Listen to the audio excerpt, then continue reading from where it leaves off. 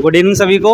तो आज हम इलेक्ट्रोकेमिस्ट्री में पढ़ेंगे कि इलेक्ट्रोड पोटेंशियल और सेल पोटेंशियल जो होता है इलेक्ट्रोकेमिकल सेल्स में, वो कंसंट्रेशन पे किस प्रकार से डिपेंड करता है और इनका सेल पोटेंशियल या इलेक्ट्रोड पोटेंशियल किस इक्वेशन से दिया जा सकता है जब आपका कंसंट्रेशन स्टैंडर्ड यानी 1 मोलर ना हो। ठीक है, तो हमने पढ़ा था अभी तक हम जब भी पढ़ते आए हैं तो हम स्टैंडर्ड कंडीशन लेते आए हैं।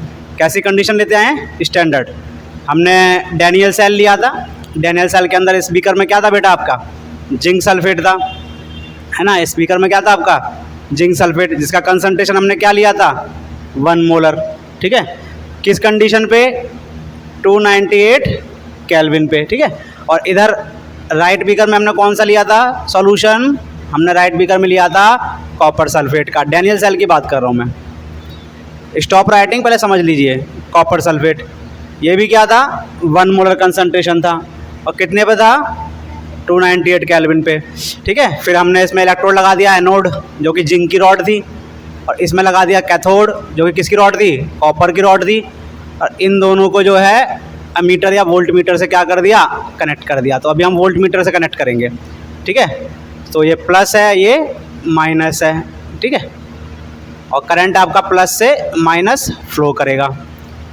ओके, अभी इसमें सॉल्ट ब्रिज रह गया। हर बार मैं सॉल्ट ब्रिज मिस कर देता हूँ, लेकिन इस बार ज़रूर लगाऊंगा।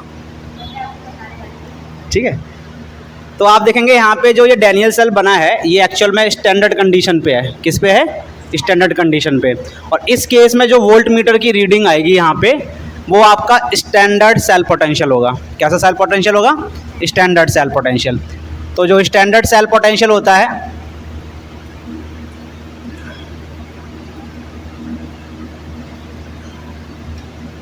ठीक है, इस केस में आपका स्टैंडर्ड सेल पोटेंशियल निकलेगा जब आपके जो इलेक्ट्रोलाइटिक सॉल्यूशंस हैं, कौन से सॉल्यूशंस हैं? इलेक्ट्रोलाइटिक सॉल्यूशंस हैं, वो किस पे हों? 1 मोलर कंसंट्रेशन हो उनका और 1 बार प्रेशर हो। बस जनरली प्रेशर तो यही रहता है, और टेम्परेचर कितना हो? 298 केल्विन हो। लेकिन क्या हर बार इलेक्ट्रोकेमिकल सेल में ये कंडीशन पूरी होगी? नहीं होगी। होता है इलेक्ट्रोकेमिकल सेल में जो हमने कंसंट्रेशन लिया हो वो क्या हो? अलग हो। तो उस केस में आपका जो सेल पोटेंशियल निकलता है वो अलग निकलता है। उस केस में जो आपका इलेक्ट्रोड रिडक्शन पोटेंशियल होता है वो भी क्या होता है? अलग होता है। तो इन दोनों का कैलकुलेशन है, डिटर्मिनेशन जिस इक्वेशन से किया जाता है उसको हम क्या कहते हैं? नॉइस्ट इक्वेशन कहते हैं। क्या कहते हैं? नॉइस्ट इक्वेशन। ठीक है, तो चलिए समझते हैं नॉइस्ट इक्वेशन। तो ये वाला आपको नहीं लिखना है, इतना वाला सिर्फ सेल बनाना है आपको। ठीक है, सो ये आप यहाँ पे नोट डाल के लिख लीजिएगा। क्या डाल के लिख लीजिएगा? नोट। अभी पहले यहाँ पे देखते हैं। Generally electrochemical cells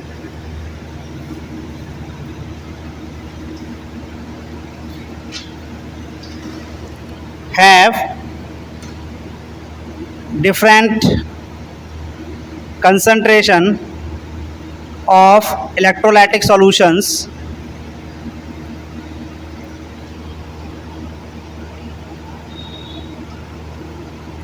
in 2 half cells. In that case,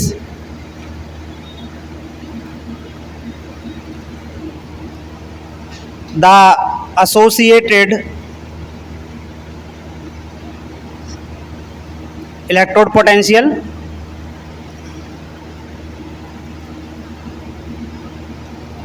and cell potential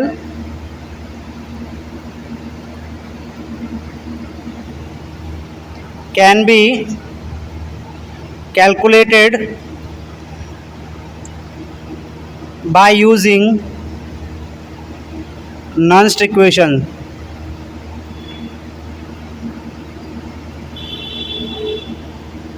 अब इस इक्वेशन के बारे में हम समझेंगे, तो पहले तो आप डेफिनेशन उतार लीजिए। जो भी मैंने यहाँ पे स्टेटमेंट लिखी है इसको उतार लीजिए आप।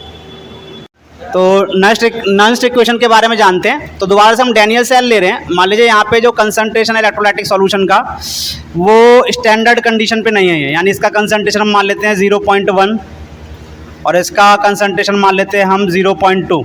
कितना मान लेते हैं? तो आप देखेंगे दोनों का कंसंट्रेशन 1 मोलर नहीं है।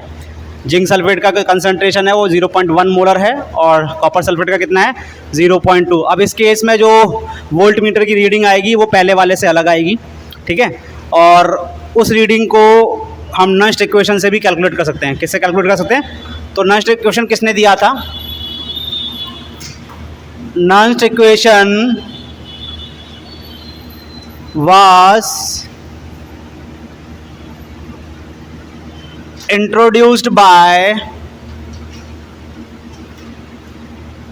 German chemist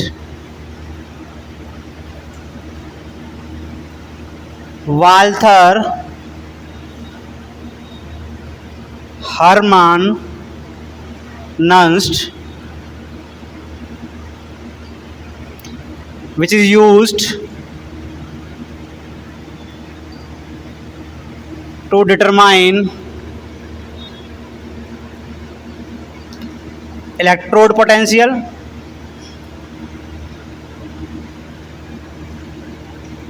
as well as cell potential at non-standard condition. Non-standard condition, ठीक है। जैसे अब मैं इलेक्ट्रोड पोटेंशियल निकालने जा रहा हूँ नस्ट इक्वेशन से, याद रखना जब भी मैं इलेक्ट्रोड पोटेंशियल लिख रहा हूँ तो वो आपका रिडक्शन टाइप है। किस टाइप का है? Reduction. Electrode potential from Nernst equation, ठीक है। यहाँ पे अभी स्टॉप राइटिंग पे समझ लीजिए। तो नस्ट इक्वेशन से हम इलेक्ट्रोड पोटेंशियल निकाल रहे हैं। तो मान लीजिए मेरे पास जो सेल है, अभी इस कंडीशन में जो हमारा सेल है उसका रिप्रेजेंटेशन कुछ इस तरह से है। Zn सॉलिड, Zn एक्वस, कितने कंसंट्रेशन पे? 0.1 m पे, सॉल्ट ब्रिज, ठीक है। फिर कॉपर 2+ आयन एक्वस सॉल्यूशन, कितने कंसंट्रेशन पे? 0.2 m पे, और उसके बाद Cu सॉलिड, ठीक है। अब मैं इलेक्ट्रोड पोटेंशियल निकालना चाह रहा हूँ। तो जिंक का जो इक्वेशन होगा यहाँ पे, जो केमिकल रिएक्शन होगा वो कुछ इस तरह से होगा। जिंक किस में कन्वर्ट हो रहा है बेटा आपका? जिंक 2+ आयन में, यहाँ आयन लगाना भूल गया। यानी जिंक का क्या हो रहा है? ऑक्सीडेशन हो रहा है। यहाँ पे 2 इलेक्ट्रॉन, और इसमें यहाँ पे कंसंट्रेशन कितनी थी बेटा जिंक आयंस की? इसके अंदर कंसंट्रेशन कितनी है जिंक आयन की? 0.1 m, ठीक है। तो मान लीजिए इसका इलेक्ट्रोड पोटेंशियल इस केस में आपका Zn से, सॉरी, Zn2+ से Zn, इस तरह से लिखते हैं हम, ठीक है। ये है। और अगर इसी का कंसंट्रेशन 1 मोलर होता, क्या होता? तो इसका इलेक्ट्रोड पोटेंशियल क्या होता? ई स्टैंडर्ड Zn2+ से Zn। ये वाला इलेक्ट्रोड पोटेंशियल कब होता? जब वो स्टैंडर्ड कंडीशन में है। और ये वाला इलेक्ट्रोड पोटेंशियल कब है? जब वो इस कंडीशन में है, ठीक है। तो इसमें और इसमें क्या रिलेशनशिप है? वो नस्ट इक्वेशन ही होता है। तो मैं लिख देता हूँ नस्ट इक्वेशन यहाँ पे। सो नस्ट इक्वेशन जो है cell electrode potential, this is the electrode potential at non standard condition is equal to electrode potential at standard condition. Same electrode का इलेक्ट्रोड पोटेंशियल किस पे? स्टैंडर्ड कंडीशन पे, माइनस में 2.303 RT upon में NF log 1 upon में Zn 2+ ion, ठीक है। Zn2+ ion. तो देखो यहाँ पे मैंने जो है ऑक्सीडेशन दिखाया हुआ है, लेकिन एक्चुअल में हमें यहाँ पे क्या दिखाना होता है? रिडक्शन दिखाना होता है। क्या दिखाना होता है? रिडक्शन। वो तो वैसे ऑक्सीडेशन रहा है, लेकिन जब हम रिडक्शन पोटेंशियल निकालते हैं तो हमें रिडक्शन ही दिखाना है यहाँ पे। तो क्या दिखाना है? रिडक्शन। तो मैं इसको ऐसे लिख देता हूँ। अब इसका क्या हो रहा है? रिडक्शन हो रहा है, ठीक है। तो रिडक्शन हो रहा है, तो इसका जो नस्ट इक्वेशन है वो कुछ इस तरह से बनेगा। Electrode potential at non standard condition is equal to electrode potential at standard condition minus 2.303 RT upon में NF log 1 अपॉन में कंसंट्रेशन ऑफ आयंस। तो यहाँ पे कंसंट्रेशन ऑफ आयंस कितना लिखेंगे हम 0.1, कितना लिखेंगे 0.1, ठीक है। R जो है वो यूनिवर्सल गैस कांस्टेंट है जिसकी वैल्यू 8.314 जूल पर मोल पर केल्विन होती है। T जो है मेरा वो टेम्परेचर है केल्विन में जो कि कितना था 298 था। F जो है फैराडेज कांस्टेंट कहलाता है जिसकी वैल्यू होती है 96500 कूलम, मैं लिखवा दूंगा सारा। और N जो है वो है कि कितने इलेक्ट्रॉन्स जो हैं इन्वॉल्व थे ड्यूरिंग द रिएक्शन, कितने इन्वॉल्व थे। तो आपने देखा यहाँ से मैंने जो है नॉन स्टैंडर्ड कंडीशन पे क्या पता कर लिया, इलेक्ट्रोड पोटेंशियल क्या पता कर लिया। और इस केस में आप देखेंगे कि नॉन स्टैंडर्ड कंडीशन में जो इलेक्ट्रोड पोटेंशियल है वो उसका रिलेशनशिप जो है स्टैंडर्ड कंडीशन के साथ भी है। किसके साथ है, स्टैंडर्ड कंडीशन के साथ। तो यहाँ पे मैंने एग्जांपल के थ्रू लिखा था, आपने उतार लिया पूरा वाला, पहले इसे उतार लीजिए फिर जनरल इक्वेशन लेके करते हैं। तो देखिए यहाँ पे हम नॉन इक्वेशन का इस्तेमाल कर रहे हैं। इलेक्ट्रोड पोटेंशियल इन जनरल तरीके से हम इलेक्ट्रोड पोटेंशियल निकाल रहे हैं ऑफ मेटल M, ठीक है, एट नॉन स्टैंडर्ड कंडीशन। तो मान लीजिए हमारे पास एक मेटल M का इलेक्ट्रोड है और इसका रिडक्शन हो रहा है, तो M और ये Ne इलेक्ट्रॉन छोड़ रहा है। कितने इलेक्ट्रॉन छोड़ रहा है Ne, सॉरी एक्सेप्ट कर रहा है। तो यहाँ पे चार्ज कितना होना चाहिए N प्लस।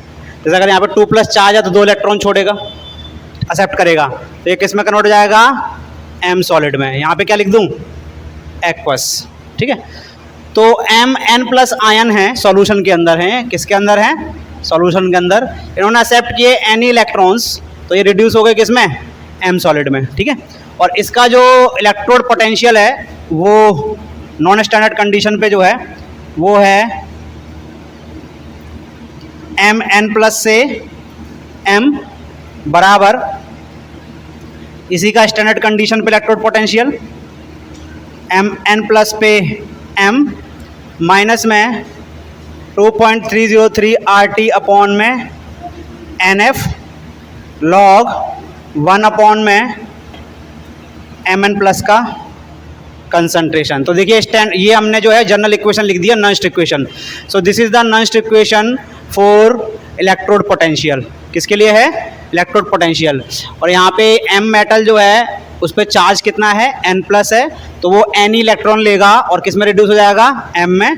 कंसंट्रेशन कुछ और है इसका अदर देन स्टैंडर्ड कंडीशन, तो इसका जो इलेक्ट्रोड पोटेंशियल है वो ये है यहाँ पे, दैट इज इक्वल टू उसका स्टैंडर्ड इलेक्ट्रोड पोटेंशियल माइनस में 2.303 RT अपॉन में NF log 1 अपॉन में Mn प्लस। यहाँ पे R की वैल्यू आप पुट करेंगे 8.314 जूल पर मोल पर केल्विन, ठीक है। और T की वैल्यू कितनी रखेंगे 298 केल्विन। F की वैल्यू जो है फैराडेज कांस्टेंट है दैट इज 96500 कूलम। तीनों की वैल्यू जब हम रख देंगे तो आपका जो निकल के आएगा वो आएगा कुछ इस तरह से Mn प्लस से M माइनस 0.059 अपॉन में N log 1 अपॉन में Mn प्लस। सो यहाँ पे ये जो रिलेशनशिप आई है this is the simplest relationship for non equation.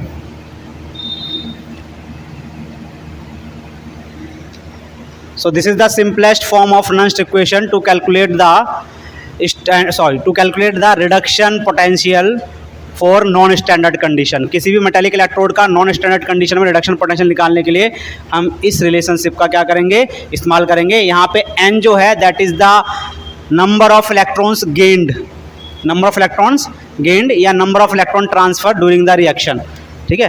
तो यहाँ पे n जो है वो नंबर ऑफ इलेक्ट्रॉन्स गेन्ड है, कितने इलेक्ट्रॉन्स को गेन किया गया है।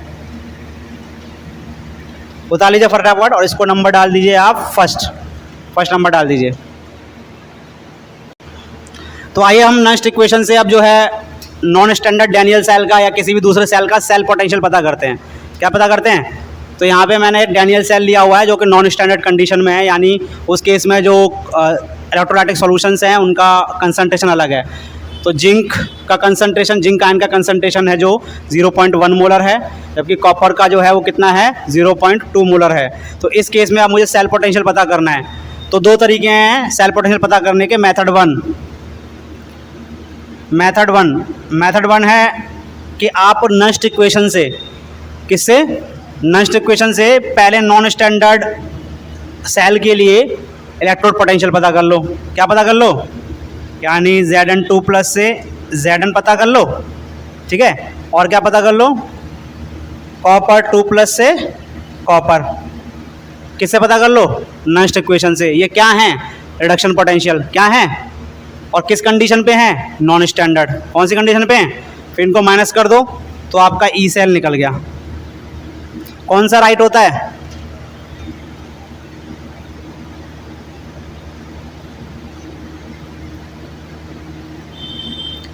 एक तो ये तरीका है आपका कि पहले सेपरेटली आप जो है, जो इलेक्ट्रोड थे उनके पोटेंशियल पता कर लो, किस कंडीशन पे, नॉन स्टैंडर्ड कंडीशन पे, उसको आपस में क्या कर दो, माइनस कर दो, जो हम फॉर्मूला पहले इस्तेमाल करते आए हैं, यानी कि राइट माइनस लेफ्ट। एक तो ये तरीका है, ठीक है। दूसरा तरीका क्या है, दूसरा मेथड क्या है, वो मैं आपको लिखवाता हूँ। पहले ये वाला मेथड उतार लो आप। तो अब मेथड 2 की बात करते हैं। मेथड 2 से हम किस तरह से सेल पोटेंशियल पता कर सकते हैं।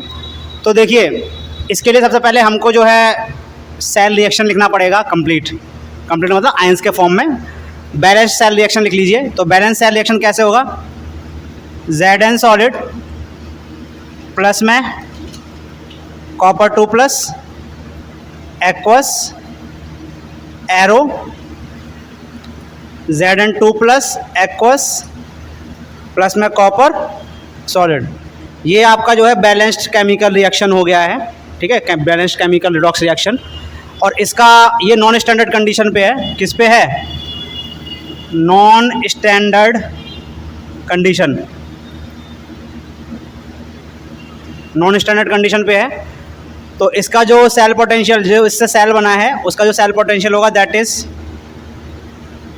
ई सेल बराबर इसी का स्टैंडर्ड सेल पोटेंशियल, इसी का ही कौन सा सेल पोटेंशियल, स्टैंडर्ड। इसके लिए हम वैल्यू कहाँ से देखेंगे, इलेक्ट्रोकेमिकल सीरीज से। कहाँ से देखेंगे, निकालना आता है ई राइट माइनस ई लेफ्ट, और ई राइट ई लेफ्ट कहाँ से निकालेंगे हम, इलेक्ट्रोकेमिकल सीरीज से। किसके लिए, इसके लिए। तो ये तो निकालना आसान है। ये वाला जो है मेरा इस कंडीशन के लिए है, नॉन स्टैंडर्ड कंडीशन के लिए, माइनस में 2.303 RT अपॉन में NF लॉग। अब यहाँ पे हमको कंसंट्रेशन लिखना है। तो जो ऊपर कंसंट्रेशन हमें लिखना है, वो लिखना है जो राइट वाले बीकर में रिडक्शन हो रहा था, ऑक्सीजन जो भी हो रहा था, आयंस का चेंज हो रहा था। किस वाले में, सॉरी लेफ्ट वाले में। किस वाले में, लेफ्ट में, यानी एनोड वाले में।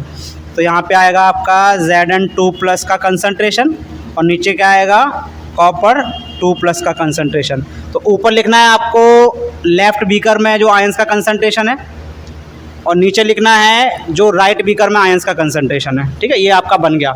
अब इसको हम सॉल्व करेंगे अगर फर्दर। एन की वैल्यू क्या है, देखिए एन है यहाँ पे कि बैलेंस्ड केमिकल रिएक्शन में इलेक्ट्रॉन ट्रांसफर कितने हो रहे हैं। तो कितने इलेक्ट्रॉन ट्रांसफर हो रहे हैं, 2। कितने इलेक्ट्रॉन ट्रांसफर हो रहे हैं, 2 हो रहे हैं, ठीक है। तो यहाँ पे एन की वैल्यू क्या रखेंगे हम, 2 रखेंगे। तो एन जो है वो electron transfer in the balanced chemical reaction. इसको और आगे सॉल्व करेंगे तो हमारे पास आएगा ई सेल बराबर उसका स्टैंडर्ड सेल पोटेंशियल माइनस में 0.059 अपॉन में n लॉग लेफ्ट सेल में जो आयंस का कंसंट्रेशन है अपॉन में राइट हाफ सेल में जो आयंस का कंसंट्रेशन है, ठीक है। तो ये आपका बन गया नस्ट इक्वेशन। किसके लिए, सेल पोटेंशियल के लिए। किसके लिए बन गया, सेल। इसे ही बॉक्स में कर लीजिए, उतार लो बेटा। तो बेटा अभी जो हमने नस्ट इक्वेशन लिखी थी सेल पोटेंशियल पता करने के लिए, इसमें आपने देखा था कि जो दोनों आयंस हैं, zinc ions and copper ions, उनकी वैलेंस जो चार्ज है वो क्या है, सेम है। क्या हो अगर हमारे पास एक ऐसा सेल हो जिसमें ऐसे आयंस इन्वॉल्व हो जिनका चार्ज क्या हो, सेम ना हो। तो उस केस में नस्ट इक्वेशन किस तरह से मॉडिफाई होगी वो मैं आपको बताने जा रहा हूँ। तो मान लीजिए एक सेल है हमारे पास, copper silver nitrate cell, copper solid से कॉपर 2 प्लस एक्वस 0.1 m ले रहे हैं इसका सॉल्ट ब्रिज, यहाँ पे Ag प्लस एक्वस इसका 0.2 m ले रहे हैं, और Ag सॉलिड। ठीक है, तो आप देखेंगे यहाँ पे जो है दोनों आयंस का जो चार्ज है वो क्या है, सेम नहीं है क्या सेम? कॉपर का 2 है और सिल्वर का क्या है, 1 है। तो इस केस में नेक्स्ट इक्वेशन किस तरह से मॉडिफाई होगी वो मैं आपको बताने जा रहा हूँ। तो सबसे पहले तो आप रिएक्शन लिख लीजिए, क्या लिख लीजिए, reaction copper solid plus silver plus aqueous, copper 2 plus aqueous plus में सिल्वर सॉलिड। लिख लिया मैंने रिएक्शन। क्या ये रिएक्शन बैलेंस्ड है? अभी नहीं है, बैलेंस नहीं है। तो यहाँ बैलेंस करने के लिए यहाँ पे 2 चार्ज है, यहाँ पे 1 है, तो 2 और 2, अब बैलेंस हो गया बैलेंस। ठीक है, अब बैलेंस हो गया ये। तो कॉपर आयन में ऑक्सीडाइज करवाने के लिए सिल्वर के कितने आयन चाहिए, 2 चाहिए, तभी तो चार्ज ट्रांसफ़र हो पाएगा। क्या ट्रांसफ़र हो पाएगा, चार्ज। क्लियर हो गया यहाँ पे? तो यहाँ पे कितने इलेक्ट्रॉन ट्रांसफ़र इन्वॉल्व हैं, जल्दी बोलो, 2। कितने इलेक्ट्रॉन ट्रांसफ़र इन्वॉल्व हैं, 2। फिर भी नहीं समझ में आया आपको तो अब आप सेपरेटली लिख लीजिए। क्या लिख लीजिए, सेपरेट। जो लेफ्ट बीकर में रिएक्शन हो रहा है उसको लिख लीजिए और राइट बीकर में जो हो रहा है उसको लिख लीजिए। तो लेफ्ट बीकर में क्या हो रहा था, ऑक्सीडेशन कॉपर का, किस में, कॉपर 2 प्लस में।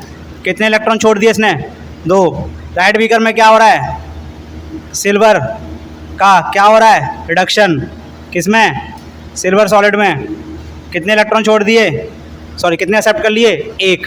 वो छोड़ रहा है 2, ये एक्सेप्ट कर रहा है 1, तो किससे मल्टीप्लाई कर दूं, 2 से। अब सही है, 2 छोड़े 2 लिए, तो कितना चार्ज ट्रांसफ़र हो रहा है, 2 हो रहा है। क्लियर है, कितना हो रहा है, 2। तो इसका मतलब n की वैल्यू कितनी रखनी है हमें, 2 रखनी है। इसके अलावा आप चीज़ें देखेंगे कि इसका कंसंट्रेशन 1 टाइम्स है, जबकि इसका कंसंट्रेशन कितने टाइम्स है, 2 टाइम्स है। इसका कंसंट्रेशन कितनी टाइम है, 2। तो क्या मॉडिफिकेशन आएगा देखिए, तो आपका ई सेल बराबर हो जाएगा इनका स्टैंडर्ड, ठीक है, इनका स्टैंडर्ड सेल माइनस में 0.059 अपॉन में n। यहाँ पे n की वैल्यू कितनी आएगी, 2। कितनी आएगी, 2 आएगी। ठीक है, लॉग ऊपर किसके कंसंट्रेशन रखना है मुझे, कॉपर आयन के, और नीचे किसका कंसंट्रेशन रखना है, सिल्वर का, जो कि कितना था, 22 था। तो ये बन गई आपकी मॉडिफाइड नस्ट इक्वेशन उस केस में जब आयंस का चार्ज क्या ना हो, सेम ना हो। अब एक शॉर्टकट तरीका भी मैं आपको बताता हूँ, एक शॉर्टकट तरीका भी बताता हूँ इसी का। तो ये तो नस्ट इक्वेशन बन गई जब आपका आयंस का चार्ज क्या ना है, सेम नहीं है। शॉर्टकट तरीका देखिए, आपको करना क्या है, पहले लॉग की तरफ आइए, इधर रखिए लेफ्ट वाले बीकर में जो आयंस हैं, नीचे रखिए जो राइट वाले बीकर्स में आयंस हैं, रख लिए दोनों, copper 2 plus and silver 2 plus. अच्छा, अब इसका चार्ज 2 था तो सिल्वर वाले के ऊपर 2 चढ़ा दो, और सिल्वर का चार्ज कितना था, 1 था, तो कॉपर वाले में 1 चढ़ा दो।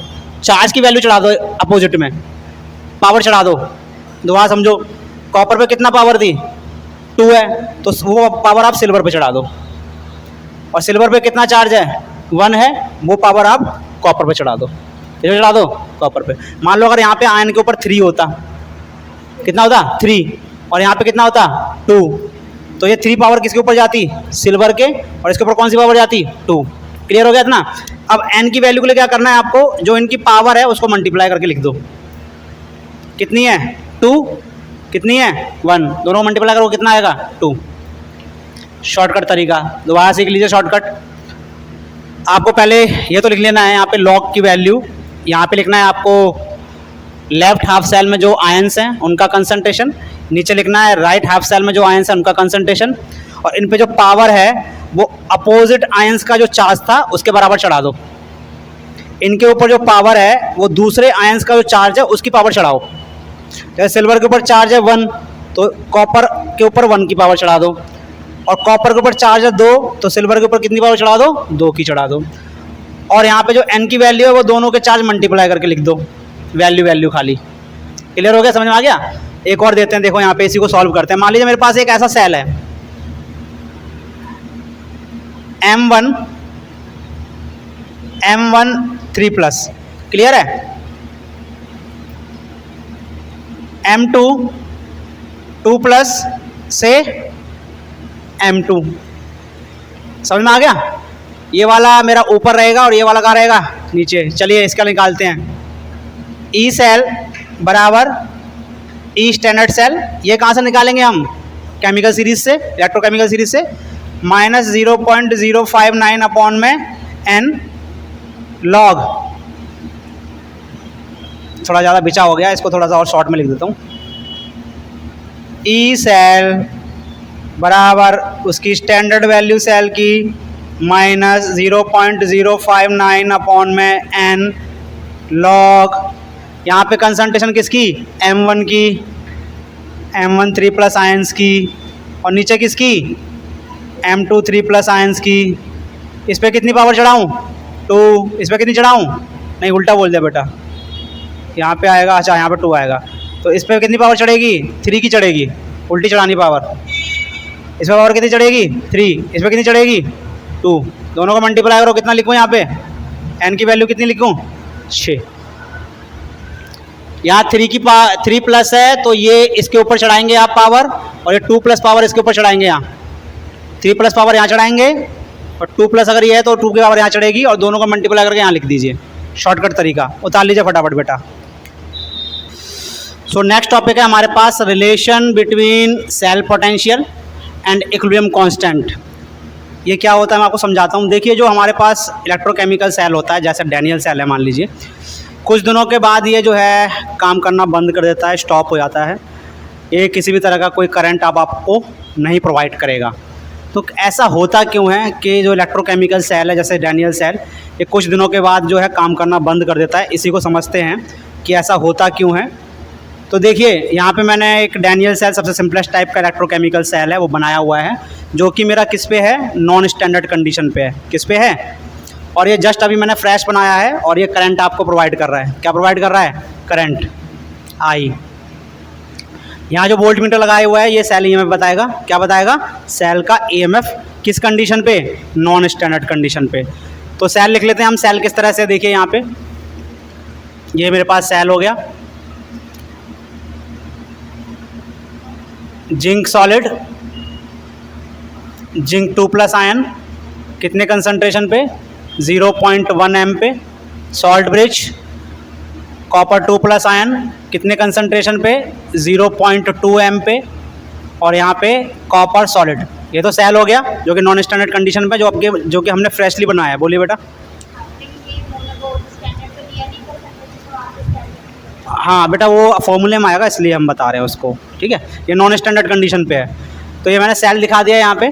ठीक है, अब हमने अभी फ्रेशली बनाया है, तो ये आपको मैक्सिमम करंट ड्रॉ करके देगा, यानी इससे आप मैक्सिमम करंट ऑब्टेन कर सकते हैं। लेकिन कुछ दिन तक जब आप इसका इस्तेमाल करेंगे तो ये करंट की वैल्यू धीरे धीरे कम होती जाएगी, और एक समय बाद जाके क्या होगा? ये करंट कितना हो जाएगा? 0 हो जाएगा, और ये आपको कोई भी करंट नहीं देगा। तो देखिए, अगर हम इंडिपेंडेंट सेल रिएक्शन लिखें, हाफ सेल के रिएक्शंस लिखें, तो सबसे पहला आपका जो है जिंक क्या हो रहा है? Zinc is oxidising. क्या हो रहा है? जिंक का ऑक्सीडेशन हो रहा है, क्योंकि हमारे पास लेफ्ट सेल में क्या होता है? ऑक्सीडेशन होता है। तो जिंक जो है वो किस में कन्वर्ट हो रहा है? आपका जिंक 2+ में कन्वर्ट हो रहा है बाय लूजिंग 2 इलेक्ट्रॉन्स। क्लियर है? तो जिंक जो है जिंक आयंस में कन्वर्ट हो रहा है बाय लूजिंग 2 इलेक्ट्रॉन्स। ये जिंक आयंस कहाँ चले जाएंगे? सॉल्यूशन के अंदर चले जाएंगे, और सॉल्यूशन के अंदर की कंसंट्रेशन क्या होती रहेगी? बढ़ती रहेगी, और जो इलेक्ट्रॉन्स हैं वो सर्किट में चले जाएंगे। किधर की तरफ चले जाएंगे? प्लस की तरफ। अब यहाँ पे जिंक आयन की कंसंट्रेशन बढ़ रही है, तो ये जिंक आयन की जो कंसंट्रेशन है ये क्या करेगी? ये फर्दर जिंक को जिंक आयन में कन्वर्ट होने से रोकेगी।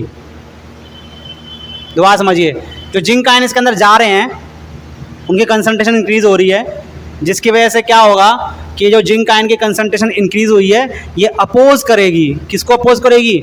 जिंक को जिंक आयन में कन्वर्ट होने से, जिसकी वजह से क्या होगा कि आपका ऑक्सीडेशन पोटेंशियल जिंक का क्या होगा? कम होने लगेगा। जब जिंक को ऑक्सीडाइज नहीं होने देगी, ये आयंस का जो कंसंट्रेशन बढ़ रहा है ये जिंक को ऑक्सीडाइज नहीं होने देगा, तो जिंक का ऑक्सीडेशन पोटेंशियल क्या होगा? डिक्रीज हो जाएगा। यानी जो ऑक्सीडेशन पोटेंशियल है जिंक का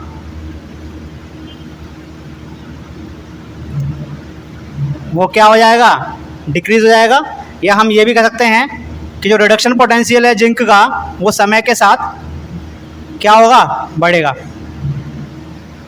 दोबारा समझते हैं एक बार इसको।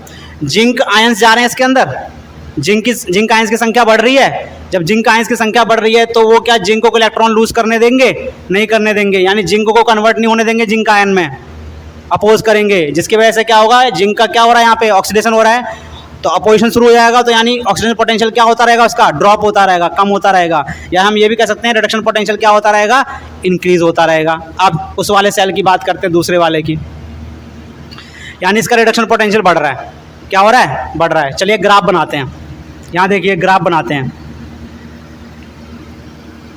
यहाँ पे लिखता हूँ प्रोग्रेस ऑफ रिएक्शन, पहले समझ लो बेटा, उतारना बाद में। यहाँ पे लिखता हूँ प्रोग्रेस ऑफ रिएक्शन। मान लीजिए यहाँ से शुरू हुई है, टाइम t बराबर क्या है, 0, यहाँ शुरू हुई है। यहाँ पे ले रहा हूँ मैं रिडक्शन पोटेंशियल, क्या ले रहा हूँ, रिडक्शन पोटेंशियल। तो जिंक का रिडक्शन पोटेंशियल क्या हो रहा है, इंक्रीज हो रहा है, हो रहा है। ये किसका है, जिंक का है, ठीक है। जिंक का रिडक्शन पोटेंशियल क्या हो रहा है, इंक्रीज हो रहा है। किसकी वजह से इंक्रीज हो रहा है, क्योंकि वो आयंस जा रहे हैं उसके अंदर। अब बात करते हैं कॉपर का। कॉपर का क्या हो रहा है बेटा, उस केस में रिडक्शन हो रहा है, कॉपर इज रिड्यूसिंग। कॉपर क्या हो रहा है, उसमें रिड्यूस हो रहा है, यानी कॉपर आयंस जो हैं वो किस में कन्वर्ट हो रहे हैं, कॉपर सॉलिड में, बाय एब्जॉर्बिंग 2 इलेक्ट्रॉन्स। तो जो कॉपर आयंस थे सॉल्यूशन के अंदर वो चेंज हो जा रहे हैं किसमें, कॉपर एटम में। तो कॉपर आयन की संख्या क्या हो रही है, कम हो रही है। सॉल्यूशन में कॉपर आयन की संख्या क्या होती जा रही है, कम। क्यों, क्योंकि कॉपर आयन तो कन्वर्ट हो रहे हैं किसमें, एटम्स में। तो सॉल्यूशन के अंदर कॉपर आयंस की संख्या क्या हो रही है, कम हो रही है। तो ये जो कॉपर आयन की संख्या ड्रॉप हो रही है सॉल्यूशन के अंदर, ये कॉपर आयंस को अब और भी चेंज नहीं होने देगी, किसमें, एटम्स में।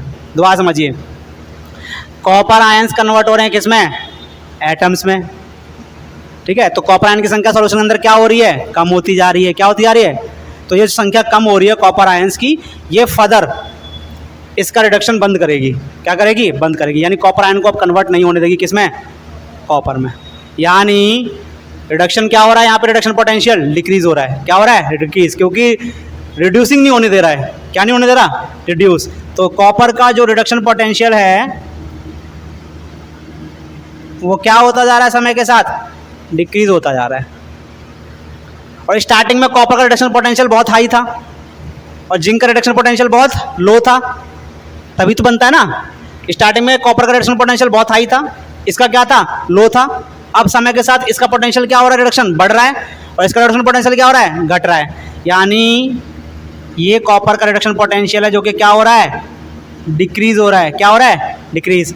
जिंक का रिडक्शन पोटेंशियल क्या हो रहा है, बढ़ रहा है। कॉपर का रिडक्शन पोटेंशियल क्या हो रहा है, घट रहा है। और एक समय ऐसा आएगा जब दोनों का रिडक्शन पोटेंशियल क्या हो जाएगा, बराबर हो जाएगा। देखो हो गया बराबर, दोनों का रिडक्शन पोटेंशियल क्या हो गया, बराबर। और आपको पता है जब पोटेंशियल बराबर हो जाए तो पोटेंशियल डिफरेंस कितना हो जाएगा, 0। तो सेल का ईएमएफ कितना हो जाएगा, 0। तो क्या कोई करंट पैदा होगा, नहीं। दोबारा समझ लीजिए, समय के साथ साथ क्या होता है कि जो जिंक मेटल है उसका रिडक्शन पोटेंशियल क्या होता है, बढ़ता रहता है। जो कॉपर मेटल है उसका रिडक्शन पोटेंशियल क्या होता है, घटता रहता है। और एक स्टेज ऐसी आती है जब दोनों का रिडक्शन पोटेंशियल क्या होता है, सेम हो जाता है। उस केस में आपका जो सेल ईएमएफ है वो कितना हो जाता है बेटा, 0। और करंट भी कितना हो जाता है, 0। इस कंडीशन को क्या कहते हैं हम, सेल की इक्विलिब्रियम कंडीशन कहते हैं। क्या कहते हैं, इक्विलिब्रियम कंडीशन। क्लियर हो गया। तो जब सेल की इक्विलिब्रियम कंडीशन आती है तो उस केस में दोनों का रिडक्शन पोटेंशियल क्या होता है, बराबर हो जाता है। और सेल का ईएमएफ या सेल पोटेंशियल 0 और करंट भी क्या, 0। तो पहले इसको उतार लो फिर आगे बढ़ते हैं। तो बेटा हमने देखा कि जो इलेक्ट्रोकेमिकल सेल है उसमें जो इलेक्ट्रोड पोटेंशियल होता है एनोड का, वो समय के साथ क्या होता रहता है, बढ़ता रहता है। और जो कैथोड का रिडक्शन पोटेंशियल होता है वो समय के साथ क्या होता रहता है, डिक्रीज होता रहता है और एक ऐसी स्टेज आती है, एक ऐसी कंडीशन आती है जब दोनों इलेक्ट्रोड का रिडक्शन पोटेंशियल बराबर हो जाता है। उस केस में आपका सेल जो है कोई भी ईएमएफ नहीं देगा या कोई भी करंट कोई भी करंट जनरेट नहीं करेगा।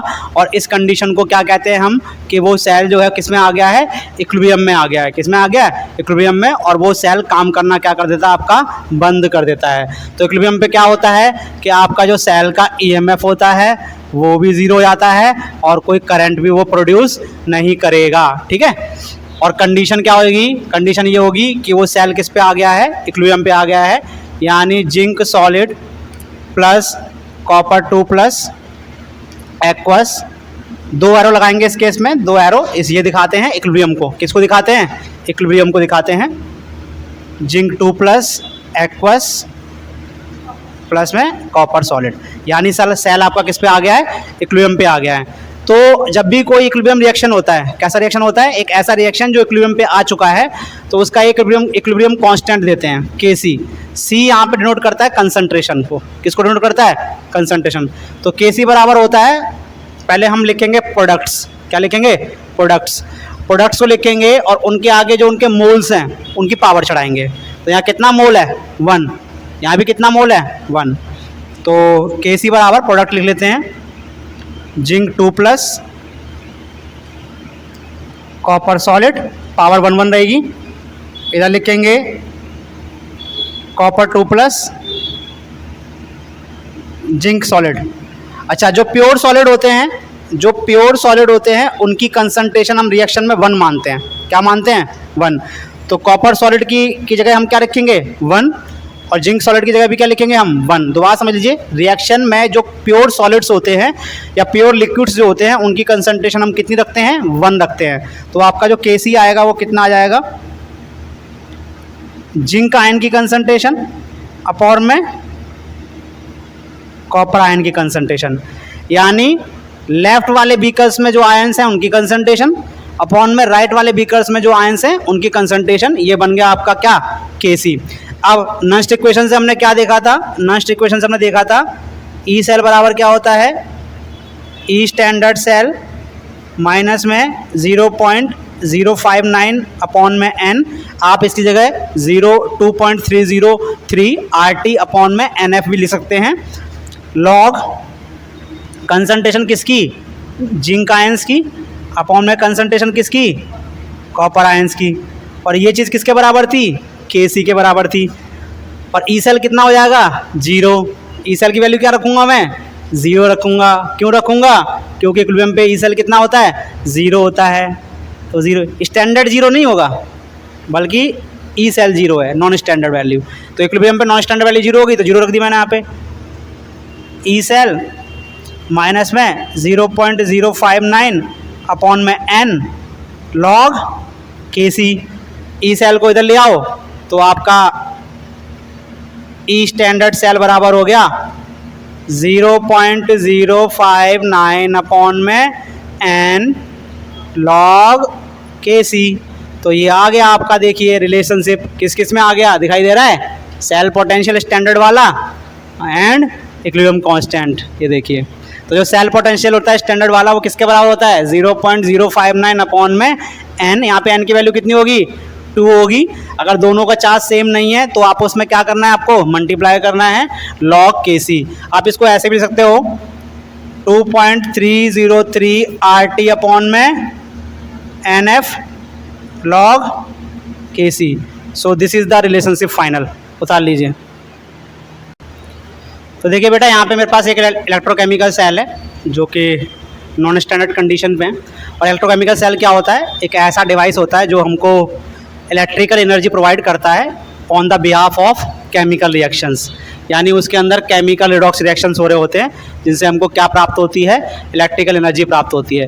तो ये इलेक्ट्रिकल एनर्जी एक्चुअली आती कहाँ से है, तो जो केमिकल रिएक्शंस होते हैं उसमें जो गिब्स एनर्जी चेंज होता है वो क्या होता है, नेगेटिव होता है। ठीक है। So in an electrochemical cell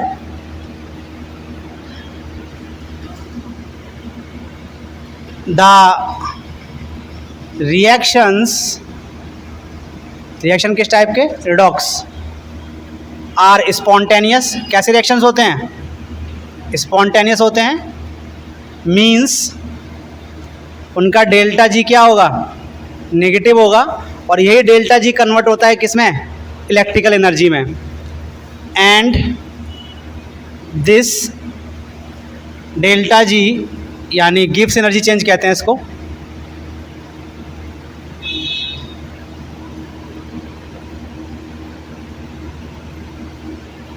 is converted into electrical energy. किस में कन्वर्ट हो जाता है? इलेक्ट्रिकल एनर्जी में कन्वर्ट हो जाता है। यानी हम ये कह सकते हैं कि जो सिस्टम है, जो सेल्स हैं, वो वर्क कर रहे हैं। क्या कर रहे हैं? Work to supply the current. Current supply के लिए वो क्या कर रहे हैं? वर्क कर रहे हैं। ठीक है, सो दोबारा समझ लेते हैं। In an electrochemical cell the reactions, जो कि रिडॉक्स रिएक्शंस हैं, आर स्पॉन्टेनियस, ये अपने आप होते हैं। इसका मतलब इनके लिए डेल्टा जी क्या होता है? नेगेटिव होता है। एंड दिस डेल्टा जी गिव्स energy change is converted into the electrical energy. ठीक है, सो मैथमेटिकली जो रिएक्शन की गिव्स एनर्जी चेंज होती है, that is equal to maximum useful work that can be obtained from the reaction. इस reaction से जो हमको वर्क मिल रहा है उसके बराबर होती है। ठीक है, जहाँ पे डब्ल्यू मैक्स क्या है? Maximum useful work obtained from cell reactions. जो सेल रिएक्शन से हमको मैक्सिमम वर्क प्राप्त हो रहा है उसके बराबर होती है। ठीक है, and that is equal to minus n F E cell, और ये किसके बराबर होती है? Minus n F E cell. तो आप देखेंगे जो डेल्टा जी है वो डायरेक्टली प्रोपोर्शनल है किसके? ई सेल के। ठीक है, अब अगर डेल्टा जी पॉजिटिव है, सॉरी, स्पॉन्टेनियस रिएक्शंस के लिए डेल्टा जी क्या होता है? नेगेटिव होता है। तो स्पॉन्टेनियस रिएक्शंस के लिए डेल्टा जी नेगेटिव है, तो ई सेल क्या होगा? पॉजिटिव होगा। क्या होगा? पॉजिटिव। ठीक है, तो ये फॉर्मूला आ गया आपका। This is the relationship between E cell and Gibbs energy change. तो स्पॉन्टेनियस रिएक्शन के लिए याद रखिएगा, स्पॉन्टेनियस रिडॉक्स रिएक्शन के लिए आपका डेल्टा जी का नेगेटिव होना ज़रूरी है, या हम कह सकते हैं कि जो ई सेल है उसका पॉजिटिव होना ज़रूरी है। और यही मैंने आपको पढ़ाया था कि रिएक्शन जो भी हमारे पास इलेक्ट्रोकेमिकल सेल है उसके लिए ई सेल क्या होना चाहिए? पॉजिटिव होना चाहिए। जब आप ई सेल पॉजिटिव रखोगे डेल्टा जी ऑटोमेटिकली क्या आएगा? नेगेटिव ही आएगा, क्योंकि एन तो कभी नेगेटिव हो नहीं सकता, और एफ क्या है? फैराडे कांस्टेंट, वो भी कभी नेगेटिव नहीं हो सकता। अच्छा, ई सेल की वैल्यू आप रखो। अगर स्टैंडर्ड कंडीशन ले रहे हो, कौन सी कंडीशन ले रहे हो? स्टैंडर्ड। तो स्टैंडर्ड कंडीशन में आपका गिब्स एनर्जी चेंज के ऊपर स्टैंडर्ड का साइन लगा दो, minus n F E cell, standard का साइन लग जाएगा। और ई सेल की वैल्यू हमने निकाली थी वहाँ पे इक्विलिब्रियम कांस्टेंट के फॉर्म में। किसके कांस्टेंट के फॉर्म में? इक्विलिब्रियम कांस्टेंट के फॉर्म में। कितनी आई थी?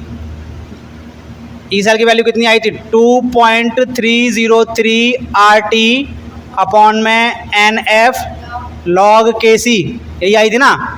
एन एफ से एन एफ कट गया तो डेल्टा जी स्टैंडर्ड आ गया आपका माइनस 2.303 RT लॉग के सी।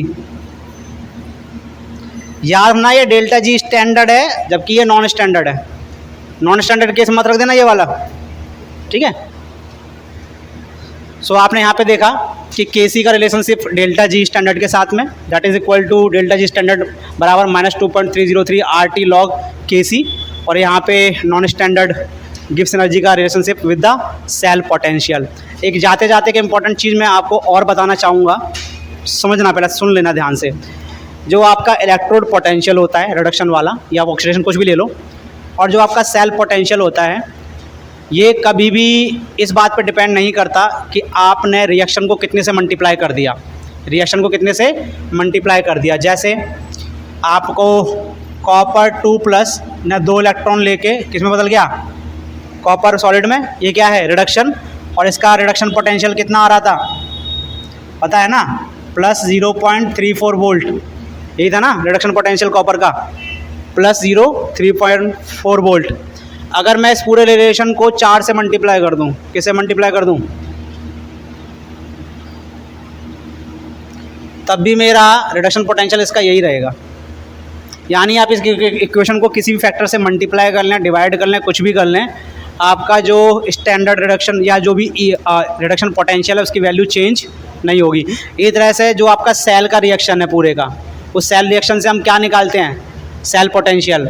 उस सेल रिएक्शन को भी आप कितने से भी मल्टीप्लाई कर लें तब भी आपका सेल का पोटेंशियल क्या आएगा, सेम ही रहेगा।